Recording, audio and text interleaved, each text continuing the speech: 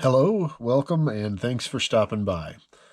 So what I'm going to do starting out my channel here is go through my history of figures that I have made starting at the beginning to kind of show you all the progress of where I have come from, where I'm at, and where I'm hoping to go.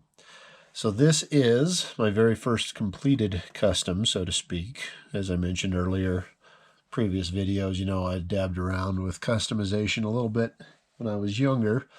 But once I've kind of gotten into it fully here, this is where I started. So where I wanted to start was with more simple figures. I'd seen some of the amazing stuff that had been done online with Marvel Legends, those types of figures, anything that NECA has put out.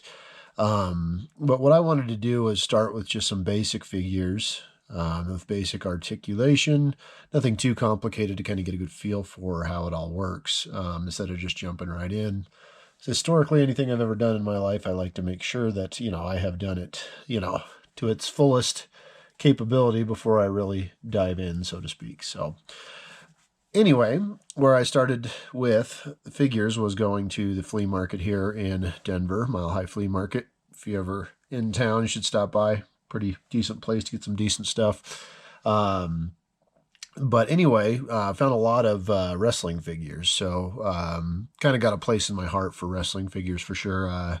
Grew up watching WWF, big Hulk Hogan fan, and then when it became WCW, loved Sting. Sting was my favorite wrestler of all time. But long story short, it seems there's a lot of hate out there for wrestling figures, but I'll always have a spot in my heart for them, and as I continue to make my bully line, I will most likely keep using not only wrestling figures, but the Jack specific line, mainly because I really like the kind of over-exaggerated and animated type facial structures and sculpts that they kind of came up with for their figures throughout the years.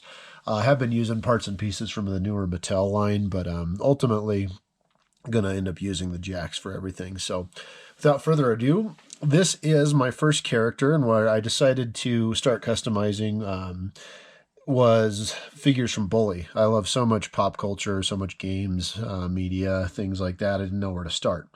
So one of my most beloved games of all time is Bully. Probably my second favorite game behind Final Fantasy VIII. Very close second, but nothing will ever top 8 for me. That'll always be my favorite. I have no doubt about that. But anyway, Bully had so many, just over the top and great characters. If you've never checked out the game, I recommend that you do. It'll be a good time. A lot of controversy when it was first released, but definitely, not too bad as far as, Rockstar games are concerned.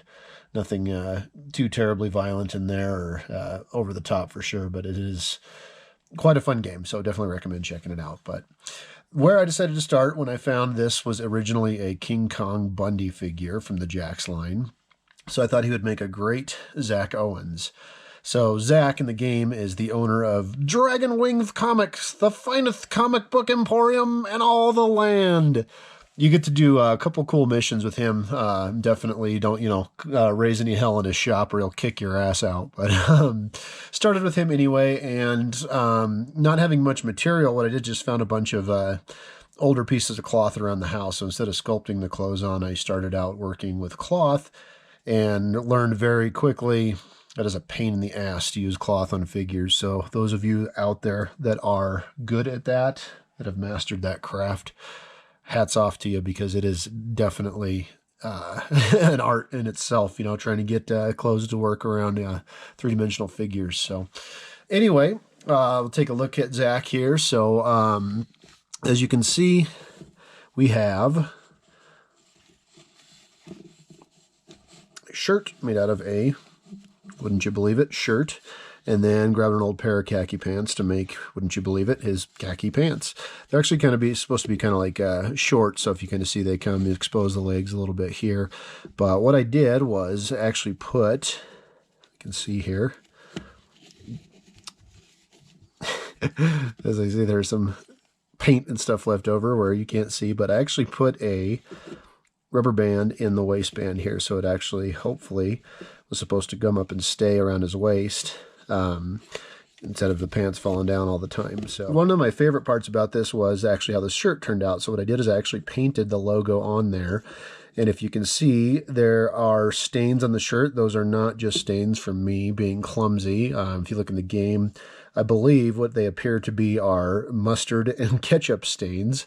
So as you can tell, Zach most likely probably likes his hot dogs and burgers and whatnot. But I was really happy with how that turned out. You know, a little bit of patience on letting it dry and then working with the acrylics, and that's all it is just hand-painted acrylic onto the shirt. So Zach is going to have your typical articulation that you would expect from a Jakks figure. So we just have basically up and down the legs, the knee joint bends as well, and then you just have your back and forth with the feet. There's no swiveling left or right on this figure, which made it a little bit easier once I was learning how to kind of carve out the joints and eliminate joint rub. Same thing with the arms. We just have typical up and down and back and forth. The arms do, however, bend at the elbow joint, and there also is an additional joint at the wrist as well. So you can kind of give him the position that you want to pose him. This is kind of the, what the hell, why are you stealing comics, bro? Look. I made him an inhaler at one point because at one point in the game, spoiler alert, a kid steals a comic and he runs out after him and he is struggling to catch his breath and has to use it as an inhaler. So there was an inhaler that fit in his hand. Obviously, I could easily remake one when the time comes, but fit pretty well in there, and it was his only accessory that I actually made. So what I did was I painted, obviously, the parts that were exposed, as you can see earlier. Like I said, you know, kind of didn't clean up the areas that weren't going to be visible. But sculpted on the hair and the sideburns. Was pretty happy with how that turned out. Once again, I mentioned King Kong Bundy figure, so if you're not familiar with the wrestler, he was completely bald, so it made it easy to kind of really just sculpt the hair onto the figure. The glasses were made of wire, so I bent wire. I remember doing it several times until I actually really got it how I wanted to, and then put it on. There's nothing in the glasses. There's no glass or any plastic or anything, so quite useless, you know, practically if it were the real world, but I think it works pretty well for the figure. So you can see here, kind of painted facial features. Was a little nervous about doing eyes at first, so no highlights or anything, just a simple green dot with a black dot in the middle for the eyes, which I feel like I've gotten much better at here as I've, you know, gotten more and more familiar with customizing and more comfortable and less shaky. You know, I'm generally kind of a shaky person. I can't really see it too much. But, I was pretty happy with how Zach turned out, you know, for first figure. Ultimately didn't take too long, especially with the minimal amount of sculpting and painting that I had to do. Most of the biggest time spent on this figure was actually working with the clothes and getting those to fit how I wanted to. So that is it. That's what I have for Zach. As far as the head articulation, which I didn't really dive into much, you know, it's going to be your typical Jakks, which you're used to, left and right. Barely any up and down, but he can look different ways and be posed in different positions. So hope you enjoyed the video. It was my actually very first figure review. So I hope you liked it, and there will be more to come. Thank you so much. Peace.